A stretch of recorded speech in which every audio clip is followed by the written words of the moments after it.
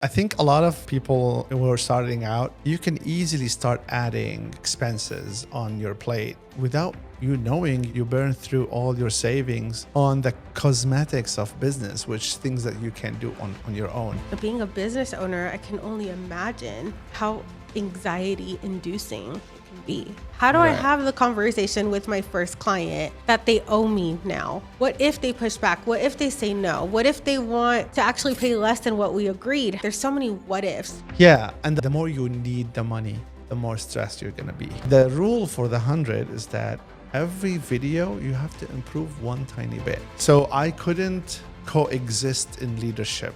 We treat the loved ones oftentimes worse than we treat the strangers. Why? We want to maintain that image. So, Naja, how was your week? Give us some updates on this last week because a lot of stuff has happened.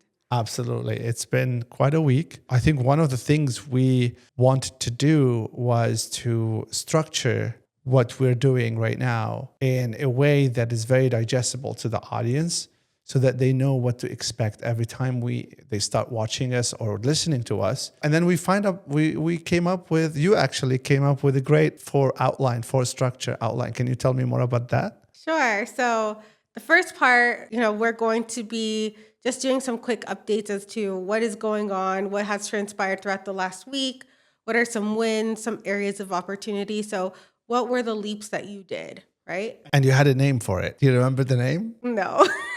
The Weekly Leap. The Weekly Leap. Yes. Right? Because it's the Taking the Leap podcast. The Weekly Leap. All right. So let's get started and go back to what were some learnings for you? What was a win for you? Maybe a failing for you this week. Let's talk about that. I would say that our Weekly Leap this week was doing the taxes. We did our taxes. We did our taxes. Damn. We actually did it just few minutes ago. Mm-hmm. How do you feel about that? I mean, I feel relieved. I also, you saw my excitement and then also my sadness when we see how much it costs to have how much taxes it costs to have a business, right? And to live in California. It's just exorbitant and really quite crazy. It is. But we did our taxes, and so we peeled that Band-Aid off, and now we're moving on with our lives. Exactly. And, what we did today, or the last weekend when we started doing the taxes, was a decision. And I think a lot of business owners would have to face that same decision, is that do you hire a tax professional from the get-go, or do you do your own taxes via TurboTax, for example? So what's your view on that? So ideally, I've always thought, if we're going to have a business, I would like to hire somebody. In this case, though, we had reached out to a few tax people, but for one reason or another, they ended up bailing on us. Yeah. So we ended up having to do it ourselves. Yeah, I think a lot of people who are starting out, you can easily start adding expenses on your plate, and without you knowing, you burn through all your savings on the cosmetics of business, which things that you can do on your own. Now, I'm all for delegate to win back the time. But when you're very scarce on money, you're starting out and you have a lot of, we only made money after 2 years of working on the business. So people starting out, do you have that kind of capital that's going to last you for the coming year or two before you start breaking even and start bringing money? So this is kind of like a learning lesson why I chose this is the third year that I would use TurboTax to pay my taxes. I think it's cheaper, but also it teaches you some stuff about the tax system, and especially someone who haven't grown up in America, so I don't know anything about the tax system here. But while doing the TurboTax thing and learning about every single form, and it's quite a hectic procedure. Yes. And by the way, this is not a paid ad. We are not getting paid for anything. There's different venues in which we can go and do our taxes. Naja obviously chose the one that he shared. but we got it done, and I think that is what is important. What was your weekly leap today? Sure. So I think a learning for me, and I know we talked about it earlier this weekend. So, you and I are married and we've been together for quite a while. But even so, we're still learning things about each other. One thing that we really dissected and we really talked a lot about, which was a big learning moment for us. Like we've experienced it, but we've never touched on it and focused on it. Our big difference in, getting things done. For example, you are somebody who's very methodical. You like to take your time before you make a decision. And for me, I'm the kind of person that I just want to get it done, right? So I'll be like, oh, okay, yes, let's do it, or no, let's not do this. And if I say yes, then let's get it done now, so that way we don't have to think about it, and we can just get it done and over with and move on to the next thing. And so I know that in the past has been like a little bit of like a roadblock for us, where you would ask me, why don't you want to brainstorm with me, or like, let's not be too fast about this. And I would be like, why don't we just get it done and over with, right? And I think there's definitely merit for both. But I think my biggest learning moment was, there is no your way or the highway.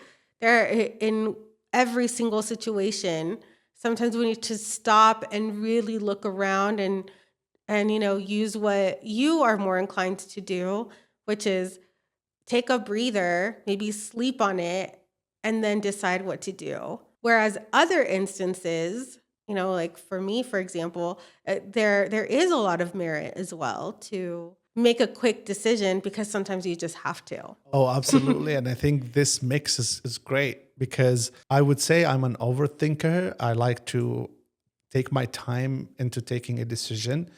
And there's definitely as well value to that, for sure. Especially with big, high stake decisions, right? Like you don't want to decide major decisions in your life very quickly on a gut feeling. Although the gut might actually serve you well, depends if you trust your gut or not. But so I think throughout my life, I learned my lesson that quick decisions are painful sometimes, and especially I made a lot of bad decisions on it very quickly. So I became very reluctant to, make decision quickly. I like to kind of, I gave you the example of wine, right? So I like the idea to come in and I will bottle it in a bottle of wine and I put it and I let it sit and let it ferment. And that's and this is, the ferment in my head, right? So it's I push things to the back of my mind so that, they get processed, kind of like a drawer that you put your file into. And you wait on it. And then finally, when you come back to it, okay, you're looking at it with a fresh set of eyes. And you do this over and over for a few times. I feel like the decision that comes out is like more thought after, where there's also very much value in quick decisions, because getting things done very quickly.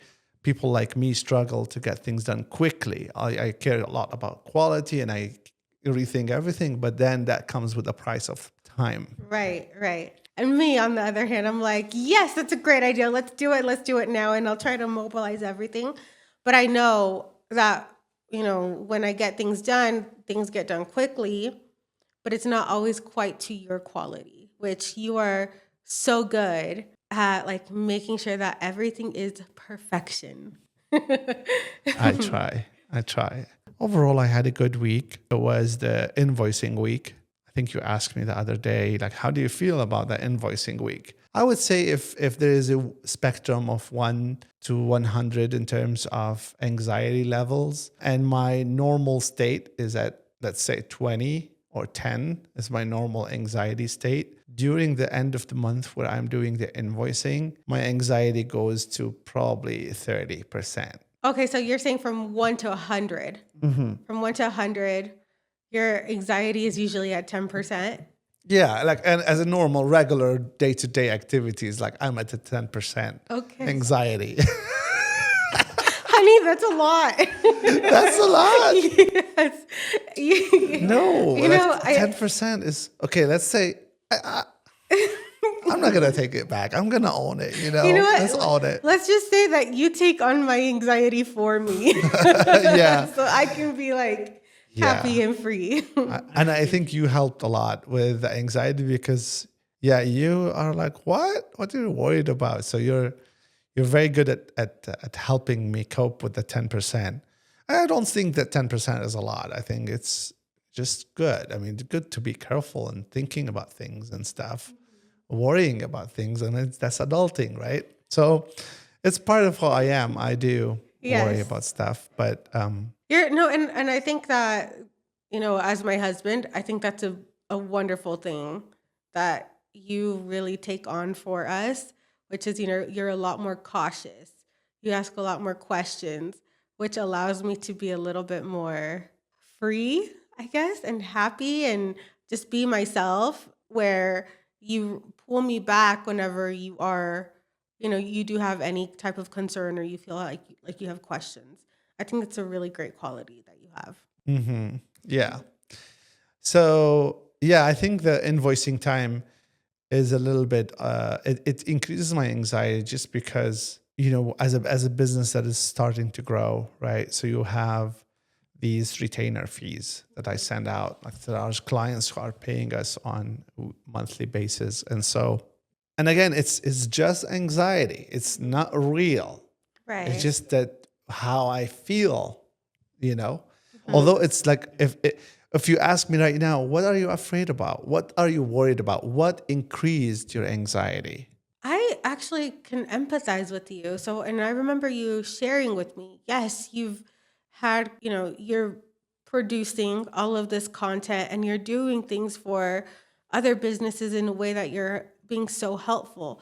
But I think whenever it comes to money, like money itself, just me thinking about like maybe even fundraising for a really great cause, that still gives me like the thought of that gives me anxiety, it gives me worry that I'm having to ask for money or that I'm asking for money for a cause or asking for money that is already due to me.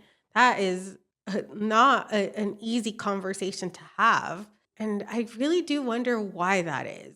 Because it's money that is already owed to you. It's already money that you did work for, but for some reason we're finding ourselves having to ask for it. Yeah, so you brought a really good point. And it's funny, but if you're employed, it's just a different vibe, right? Like when you're Right. employed, you don't think about Right. are they going to pay us, especially if you're employed for larger organizations. It's just everything happens so automatic that you don't even worry 1% about getting your salary in the end of the month. But when it comes to business ownership, it's all on you to produce the product, to sell the product, to keep producing value to your clients, to make sure that they are attended to, they're getting the results that they ask for. So that keeps us on the edge, keeps us, making sure that we serve each client to the best of our ability in the best way possible, so that there's always a gap between the value that we offer and the price we charge. So we always want the value to exceed the price. And that makes the client feel good about paying us. But still, like when you feel anxiety because maybe financially the client is not doing well. Maybe something happens. Maybe we lost this client. Oh my God, we lost another, for example.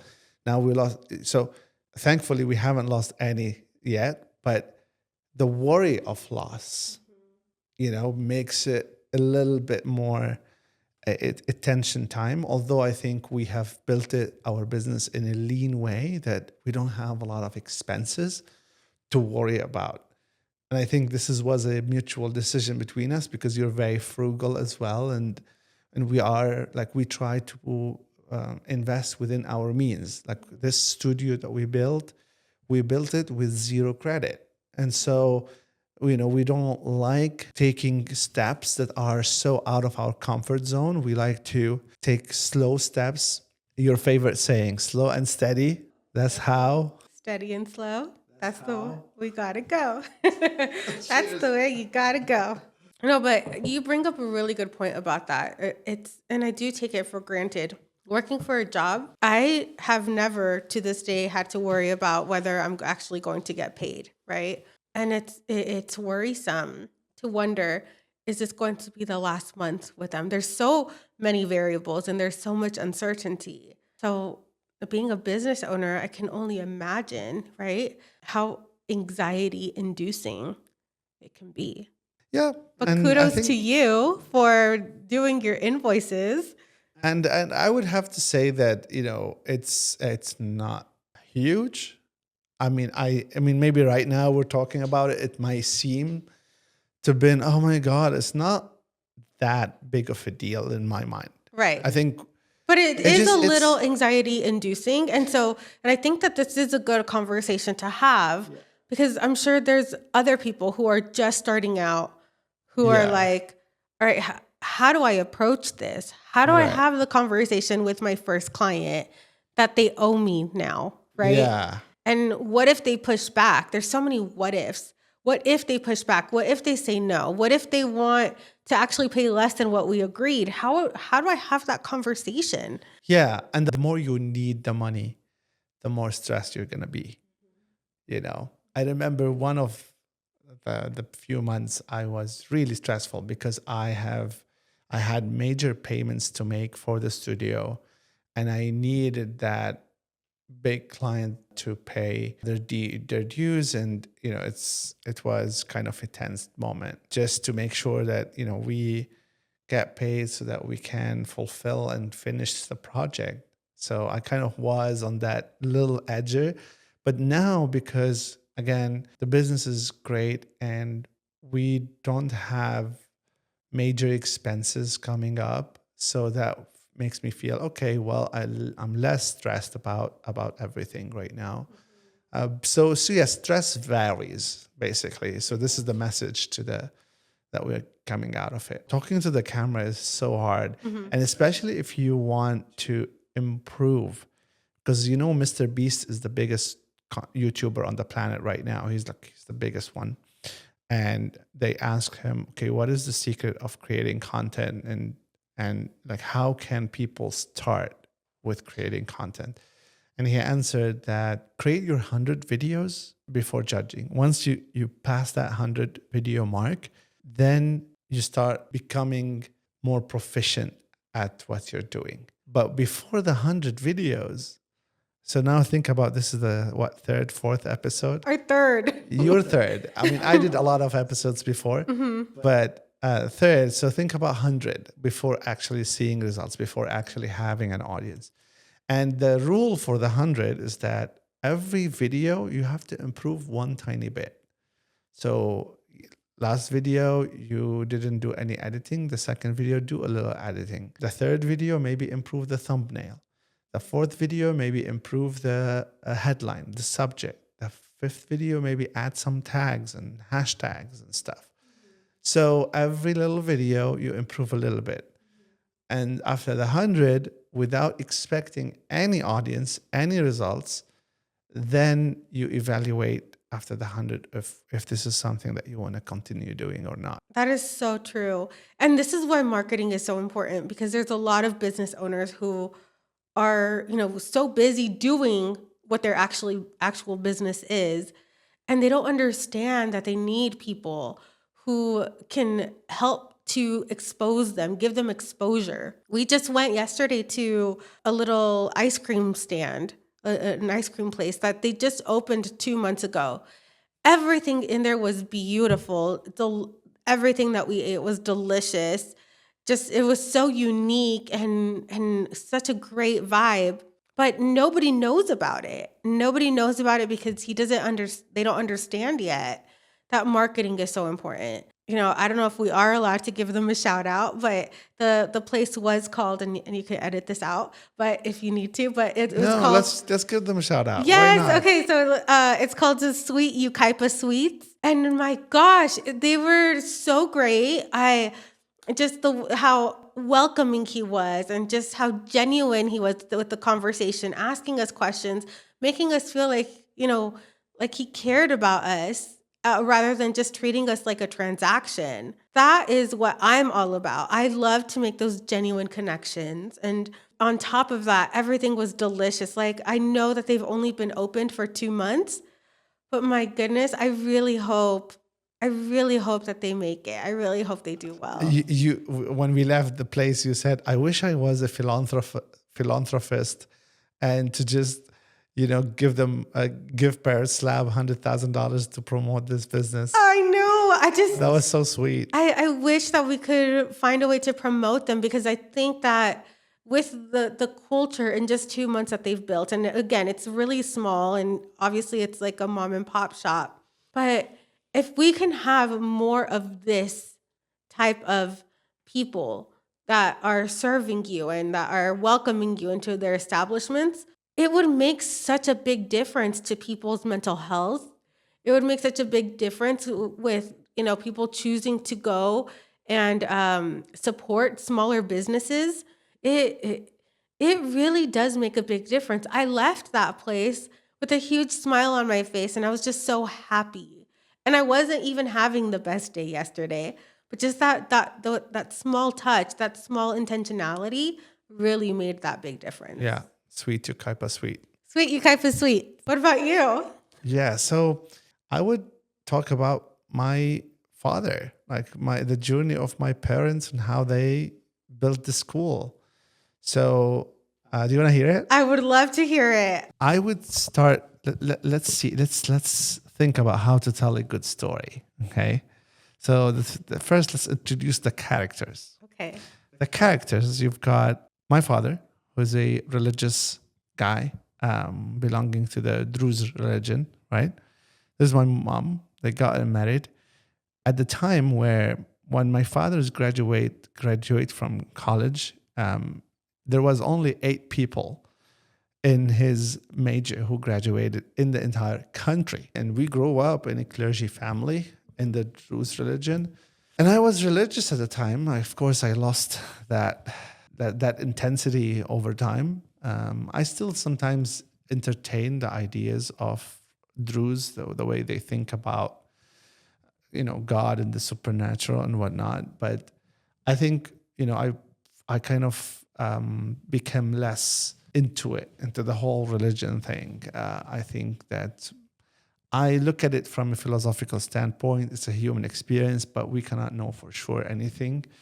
And so we're just going through life hoping that one day we discover what the hell we're doing in this planet. So Right. and the whole thing, But anyway, so growing up, and then, so my dad is, what I'm trying to say is that my dad was passionate about his faith, which is the Druze religion. And so does my mom. And so when my dad is also passionate about education, right? He is working at the time he's working at the Baqlin official high school. So he's working in the high school as an administrator. And my mom was teaching in some other school. Now, at that time, there's separation in the Shuf area on the Druze community. There's always separation between clergy and non-clergy, right? So clergy, they even have a special uniform that they wear. These are the clergy people. And then the non-clergy are kind of separate. And so the non-clergy send their kids to schools that, just there's no gender separation between the genders. So the non-clergy, they're kind of like the liberal, the open-minded community within the Druze, and they send their kids to non-clergy schools, which are mixed gender. Right. But the clergy people, they're more conservative. They cannot accept that their kids will go to schools that have mixed genders in them, especially in the high school area. And so there was only one school that has separate genders, but the limit was grade 9 and not high school. So imagine if you are a clergy person in the Shuf area in Lebanon and you have young girls who are clergy too, because you make the little ones like you, This is kind of like what I don't like about the whole thing. But then these guys have to grow up in a school, special schools that have separation between genders, but they reach grade 9 and they have to fall off. They have to stop their education. That's it. That's the maximum education they can get is grade 9, these clergy girls, right? And that time, some of these girls revolted. Some of these girls came to my dad. He's the only clergy person who works in the education field at the time. So some of the girls came to my dad and they start talking to him like, why we cannot continue to grade 10 in high school and still be clergy, because our parents, want us to remain within the clergy institution. And so they started kind of like pushing my dad discussing with my dad that we would love to learn up to high school, but there's no school for us. And my dad one day came home, told my mom, and they were like, let's open a class for them in our house. So they went to this extra house that we have. They cleaned it up. They removed the couches and stuff. They put like a whiteboard. They put some chairs, some desks, whatever. And then my dad went back to these girls and told them like, hey, we opened this school for you. So he solved the problem. There was a problem. There was a need. He said, okay, well, let me solve it in the most amateur way possible, which is doing it in your home. And then he has to walk through a lot of hurdles. Like, okay, how would you document those students in the government? Because the government needs to know what grade are you and all of that. So he was using other schools. So he would talk to someone else who owns a school and tell them like, hey, here's the situation.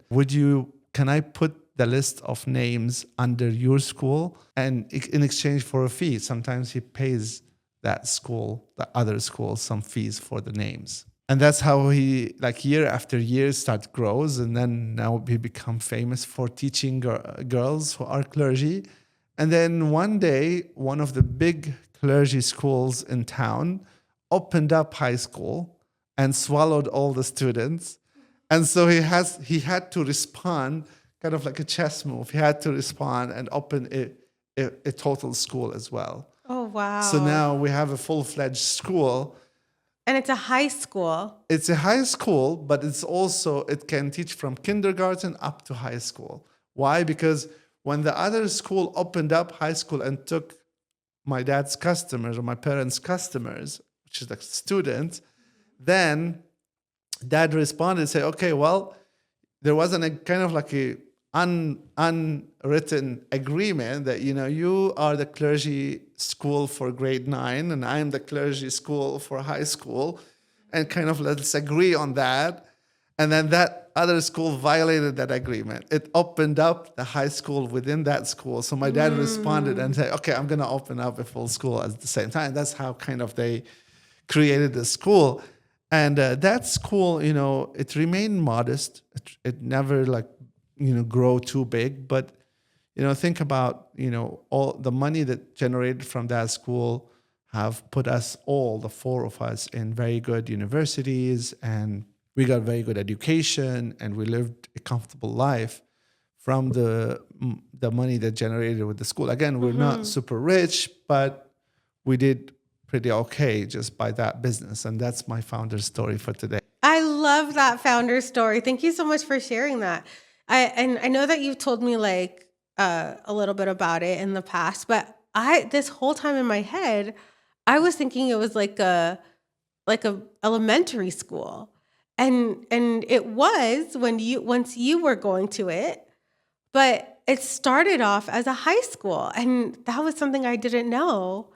Thank you for sharing that. Yeah, 1989. It started as a high school, and then I think maybe 5-10 years later, it became a regular school. And then I worked in the school from 2012 till 2017. Yes, you were there for 5 years as the principal? Yeah, there was a story there.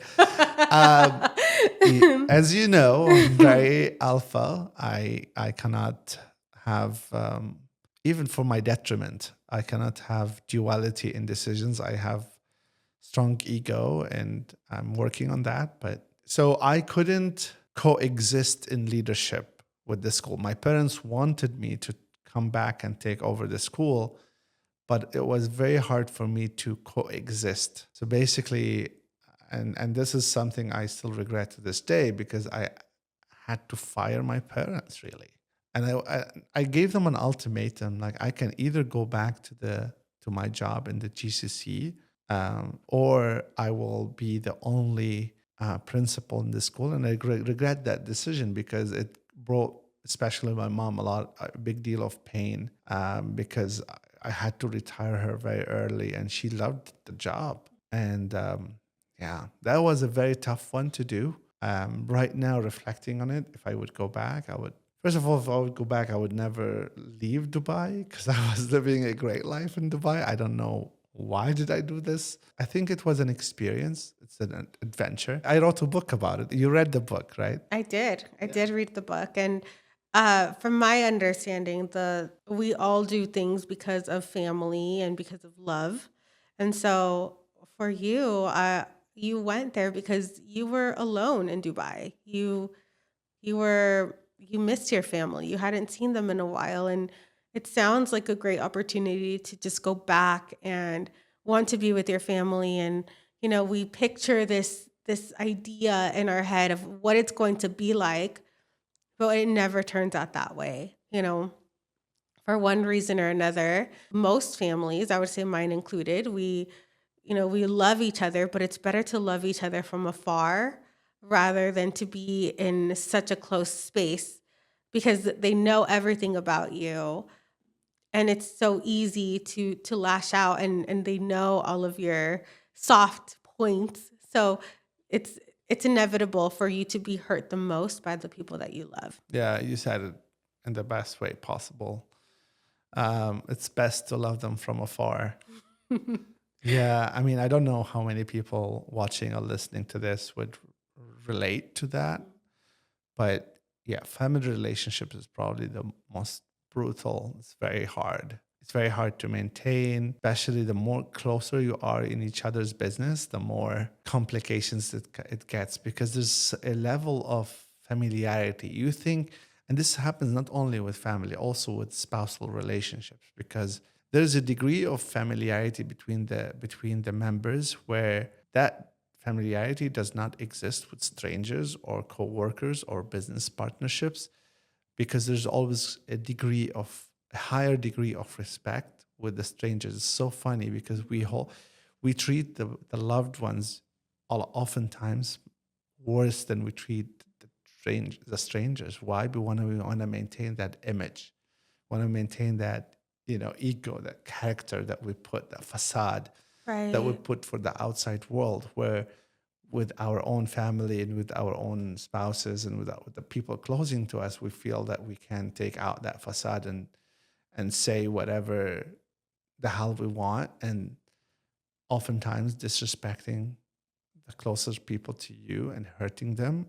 And it's so hard to recover when you're hurt badly from a family member or something. It's so hard. Yeah.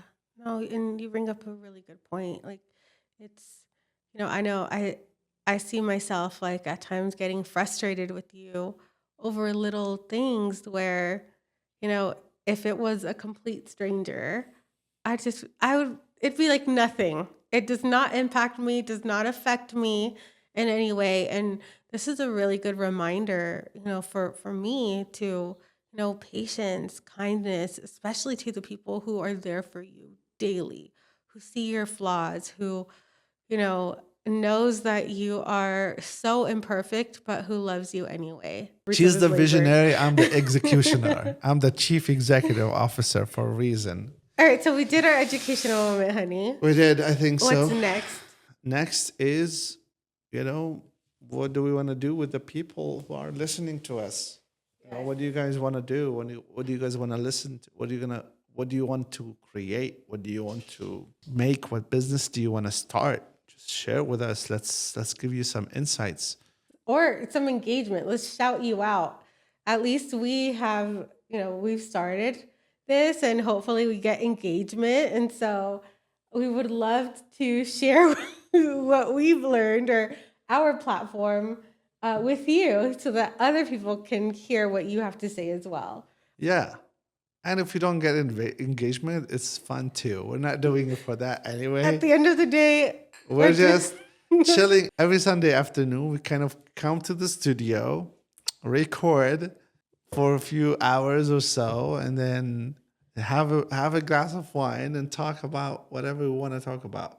And I think when we were talking about this, one of my favorite things about it is we're dressing up for each other. Like we it's a typical Sunday. A typical Sunday, we're just hanging out, working, doing our thing. I'm finishing up my master's, so I'm also doing classes. But this is our dedicated time to just put something nice on and have a fun conversation and doing a journey together. Hanging out. Hanging out. Cheers, everybody. Cheers. Oh, sorry.